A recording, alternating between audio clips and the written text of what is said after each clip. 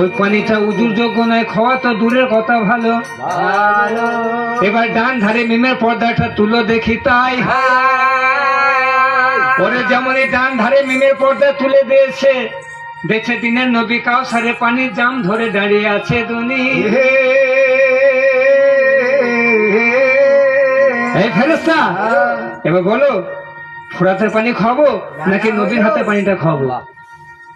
বলছে না হুজুর, নবীর হাতের পানিটা খাওয়ান। তাই কি বলছে? ও পানি নিও না ছুঁয়ো না দিনের ওই পানি, ওরে ফোরাতের পানি মাথুরাকে হারা, ওরে ফোরাতের পানি মাথুরাকে হারা।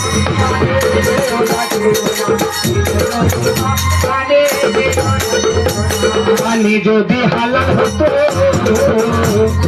খাওয়ার পানি বইয়ে দিত, পানি যদি হালাল হতো বইয়ে দিত, পানি যদি হালাল হতো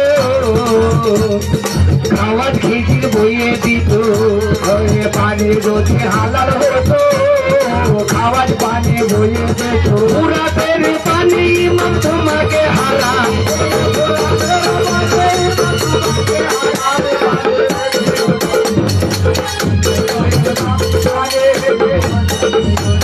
পানি যদি খাবে তুমি শোনো ইমাম বলো মনে, পানি যদি খাবে পানি যদি খাবে তুমি শোনো ইমাম বলো মনে, পানি যদি খাবে তুমি শোনো ইমাম বলো মনে। তুমি সকা হও নিবাসন,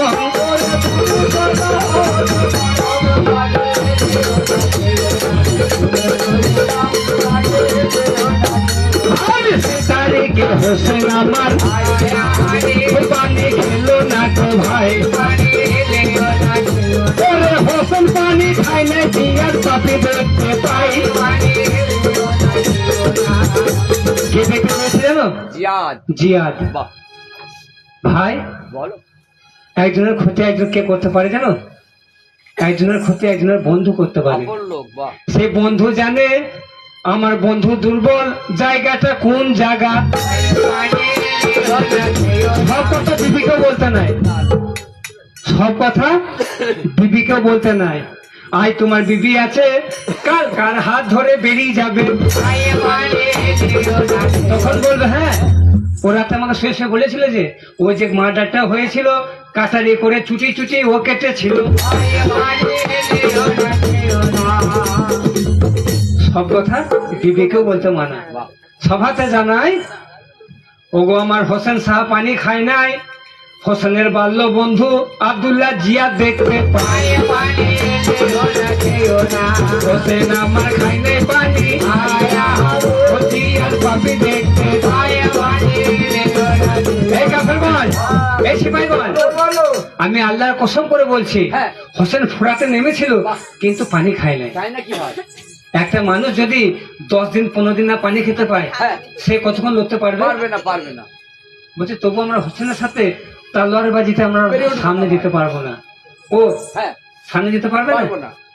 তাহলে একটা কাজ করো। কেমন কাজ? শোনো মনকে করে স্থির, দূর হতে হোসেনকে খেচে মারো।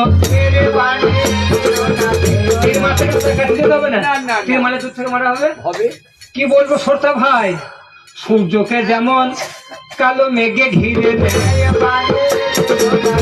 একটা হোসেন আর একটা হোসেনকে মারার জন্য 50,000 সিপাহী চতুর্দিকে ঘিরে নিয়েছে। হোসেন আমার কি করবে? একদিকে আটকাতে যাচ্ছে অন্যদিকে লেগে, কিন্তু একটা আল্লাহর কি কুদরত, ইমাম হোসেনের সমস্ত শরীরে